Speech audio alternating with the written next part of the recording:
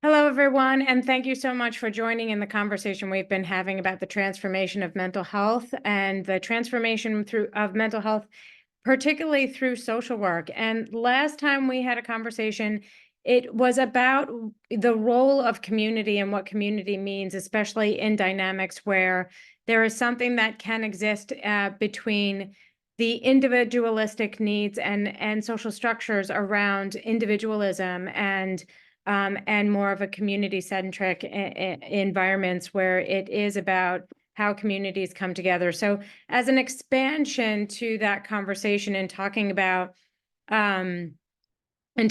what community is, and also talking about how you align with partnerships and how you build partnerships with people in order to make some sort of change. And in our last social work power certificate course session, we spent a good amount of time talking about who the allies were and what actually creates the kind of change, and what might it be about how the systems of mental health are currently operating that isn't at the level of crisis. I think perhaps that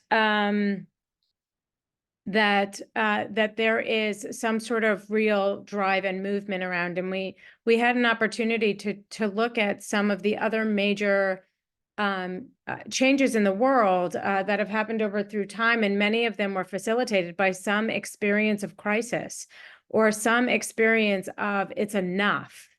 And the question becoming, what would really create the momentous and an enormous change that to the mental health system that hasn't yet happened? What would actually make that be a big enough crisis in the world for this to really take place, or this change to really be manifested, and whether or not that level of crisis needs to happen. And so, there's a number of different things that are kind of circling around in my head. Some of it about the idea that the privileged, those who have systems of care in place that really work and may not want those systems to be disrupted by whatever change. And that's not new for this, for history. It's not new for how change has been facilitated, where there's a demographic of individuals who benefit from the way the system is currently operating and doesn't want to see anything change. And then the systems of care for other individuals or other communities where that change is essential for their life. And so really taking a look at what has happened, and whether or not there's individuals who, or groups or communities or whatever it may be, who benefit so much from the way things currently are, that there is no change that they want to see made. There's ideas about whether or not it's also a sense of learned helplessness, that this is the best it's going to get.